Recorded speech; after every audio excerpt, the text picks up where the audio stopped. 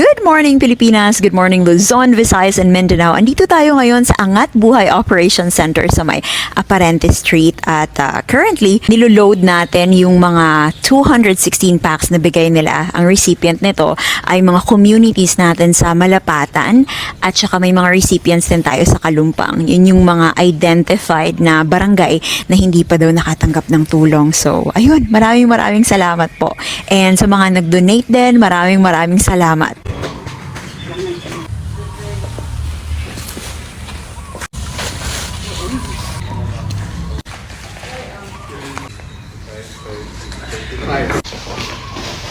Wala yan. Ito lang kasi minto. Tuloy lang, tututok.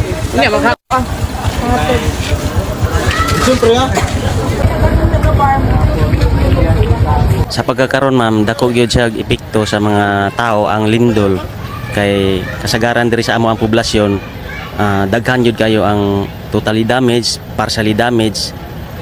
Og ikaduha ma'am, duol pud siya sa dagat.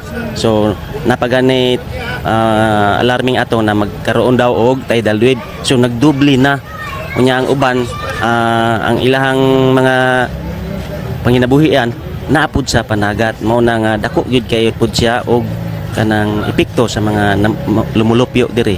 Og ang ikaduha ang uban nawalaan na gyud sila balay kay totally damaged man.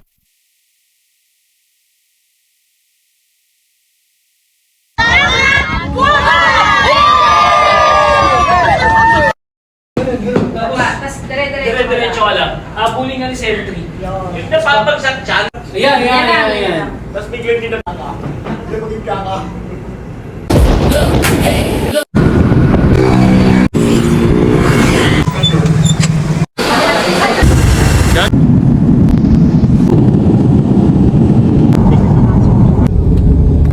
Hello, back to Manila. I'm actually leaving General Santos with a heavy heart.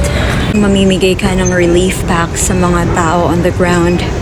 But then, pag uwi mo, yung himutok mo, paano na sila after this?